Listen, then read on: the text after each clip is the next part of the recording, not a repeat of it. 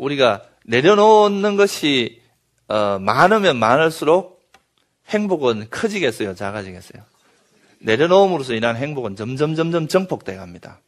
그래서 처음에 이제 최초에 우리가 이제 미세한 호흡 때문에 나타난 이 희열과 행복이 이제 초보적인 이제 수준이라고 한다면, 이제 이런 리미터가 나타나면서부터 점점 놓고 해서 완벽하게 5가지 장애 요소를 놓을 수 있을 정도가 되면 희열과 행복도 점점 커져서 나중에는 이 희열과 행복이 너무 커지니까 이 희열과 행복이 우리 마음을 그냥 압도를 해버려가지고 그 상태에서 그냥 자기도 모르게 막 몇 시간이 그냥 지나가 버리는 상태가 나타날 수가 있습니다. 그런 것을 우리가 삼매 상태라고 이야기를 합니다. 그래서 이런 삼매 상태에 들어가면 여러분들이 아무것도 들을 수가 없어요. 볼 수도 없고 들을 수도 없고 그냥 그 있는 시간에 만약에 들어가는 순간부터 나오는 순간까지는 다른 어떤 외적인 것을 인지를 못합니다. 소리를 듣는다거나 본다거나 몸에서 일어나는 감각, 그러니까 선정에 들어가 있으면 다리가 아팠다 이런 거 있을 수가 없다는 거죠. 그 상태로 있다가 나오고 나서야 그걸 한다는 거예요. 그래서 이거는 그 상태에 마치 빨려 들어가듯이 그 상태로 그냥 들어가 버린다는 거죠. 그죠?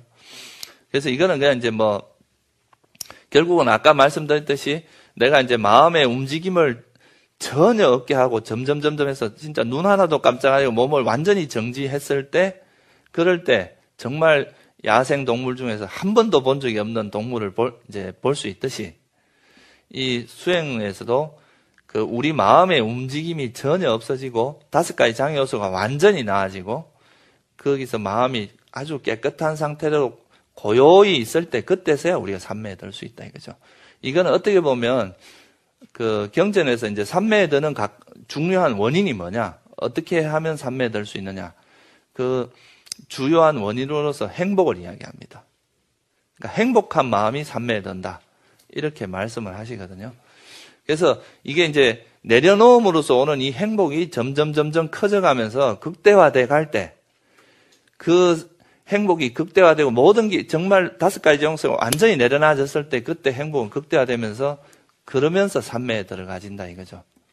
그렇게 들어가는 것이 이제 선정에 들어가는 거라고 할 수 있습니다.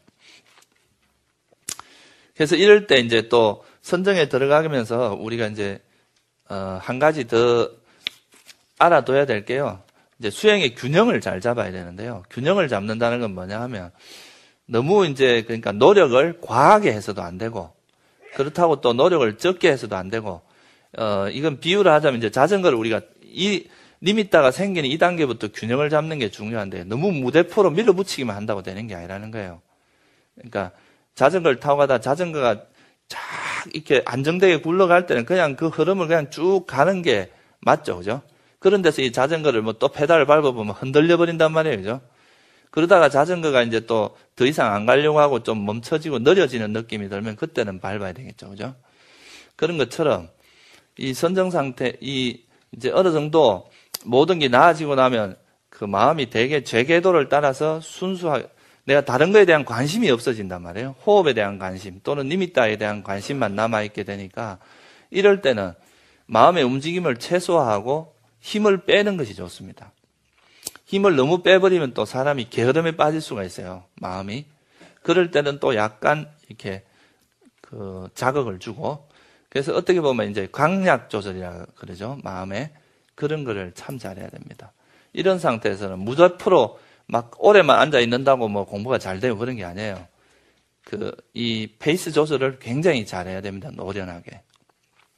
그래서 이런 거를 우리가 이제 수행의 균형을 잡는다고 이야기를 하고요. 그래서 이렇게 해서 수행의 균형을 잡는 걸 조금만 더 설명을 드리면요. 이제 2가지가 있어요. 하나는 이제 이런 노력을 너무 지나치게 해서 문제가 되는 게 있고요. 왜 노력을 지나치게 하면은 우리 마음이 들뜨게 됩니다. 뭘 하려고 하는 마음이 너무 앞서다 보면 오히려 이게 이제 우리를 마음이 들뜨게 만들고 힘들어지게 만든다는 거죠. 그죠?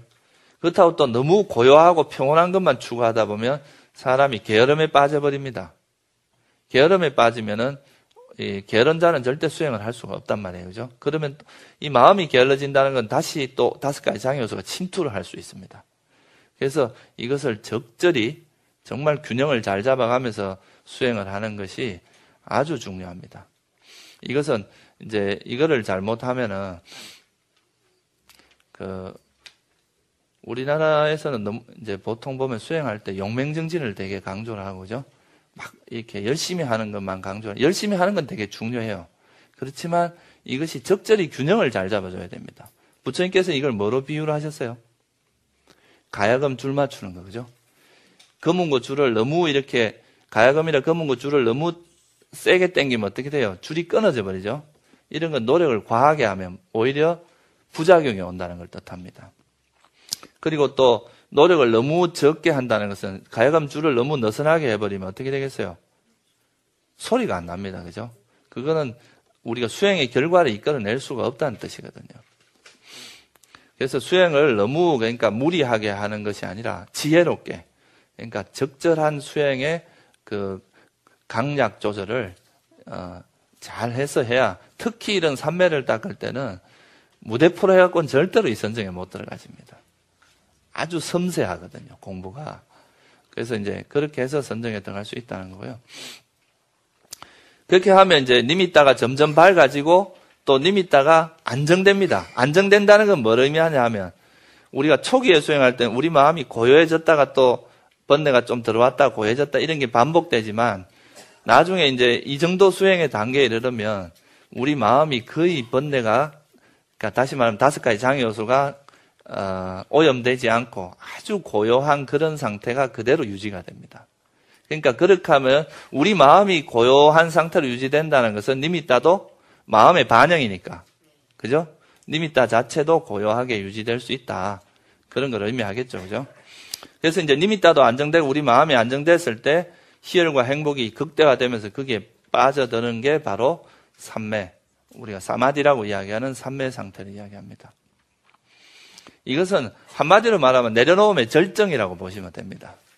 우리가 이 5가지 장애 요소를 철저히 내려놓았을 때 희열과 이게 내려놓음으로써 오는 그 행복이 절정에 이르렀을 때 들어가는 것이 삼매다. 그렇게 보시면 되고요. 그래서 최초에 이렇게 들어가는 그 선정을 경전에서는 뭐라고 하냐면 색계 초선정, 색계의 첫 번째 선정이다 이 말입니다. 이 색계의 첫 번째 선정에 들어가기 위해서는 뭐가 없어졌어요? 아까 그 과정에 보면 첫째 5가지 감각 대상이 다 사라졌죠, 그죠? 그러니까 보고 듣고 냄새 맡고 맛보고 몸으로 오는 감촉이 다 사라집니다. 두 번째 사라진 게 이 호흡이 사라져야 돼요. 호흡에 대한 인지가 뭐에 대한 인식으로 바뀌어요? 니미따.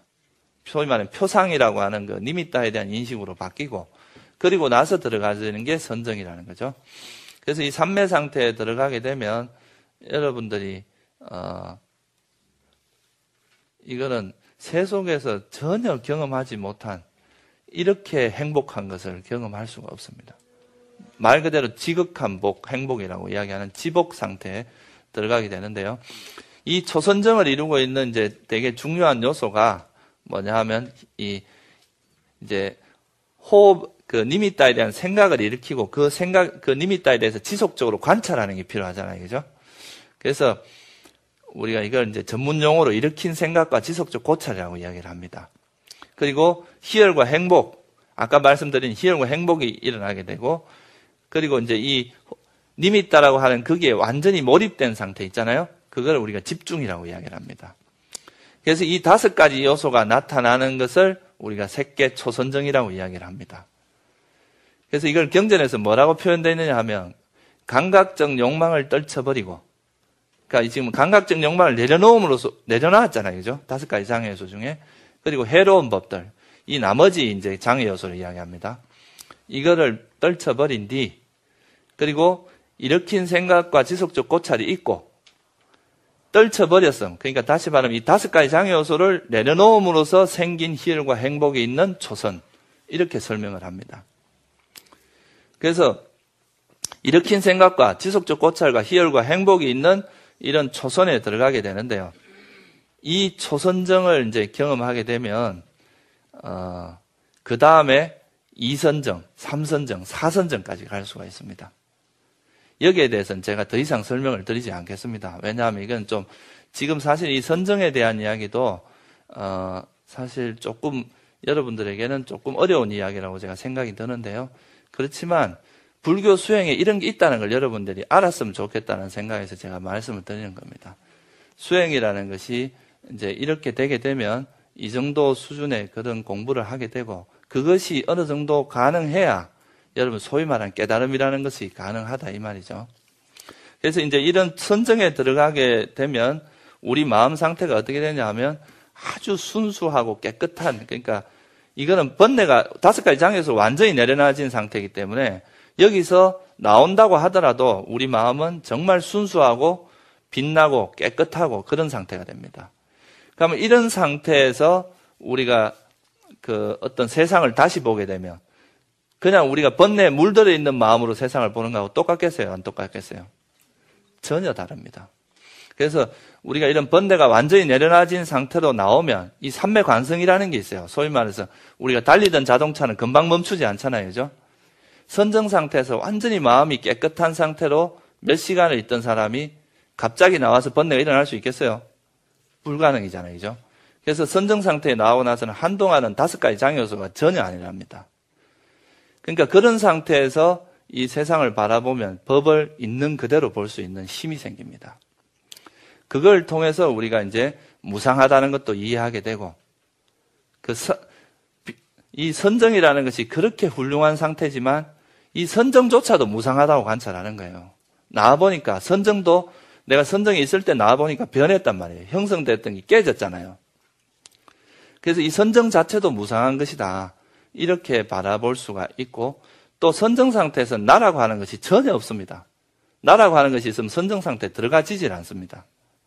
그러면 이제 이 선정 상태를 반조해 보면 정말 무상한 것이고, 이 고고 괴로움이라는 무상고 무아에 대한 철저한 통찰을 하게 되는 거죠. 그죠? 그렇게 되면 그것이 우리가 소위 말해서 깨달음으로 이어지게 될 수 있다는 거죠. 그래서 부처님께서는 이 선정의 이익을 뭐라고 표현하셨느냐 하면, 이제 겐지스 강이 동쪽으로 흘러갑니다. 그죠?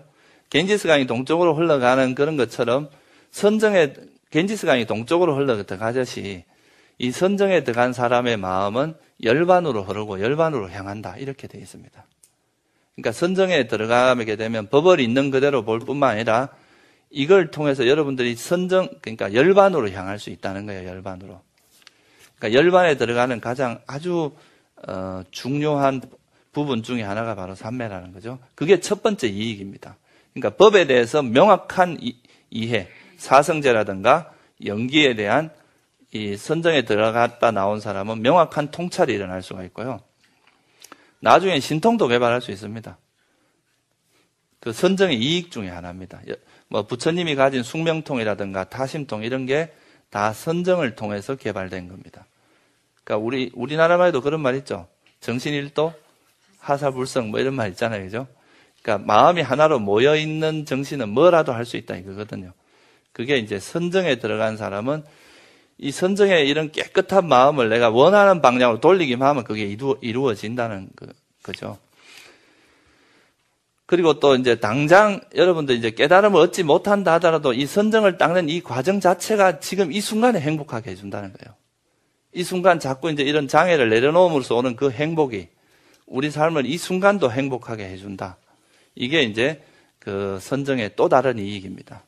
그리고 여러분들 만약에 선정을 경험하고 나서 죽으면 욕계가 아니라 색계, 무색계에 태어날 수 있는 그런 조건이 된다는 거고요. 근데 이런 어디 태어나고 이런 것보다도 선정의 가장 큰 이익은 뭐겠어요? 여러분을 열반으로 향하게 합니다.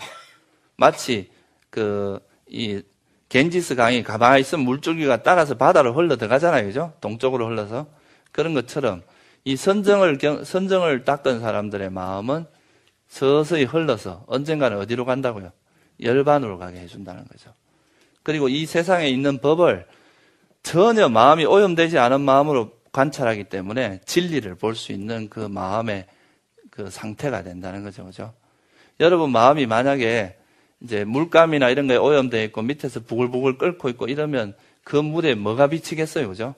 여러분 얼굴이 전혀 안 비칩니다. 근데 이런 게 완전히 가라앉아서 고요해진 그 마음에는 여러분 얼굴이 있는 그대로 비치게 되겠죠. 그죠? 그게 진리를 본다는 의미입니다.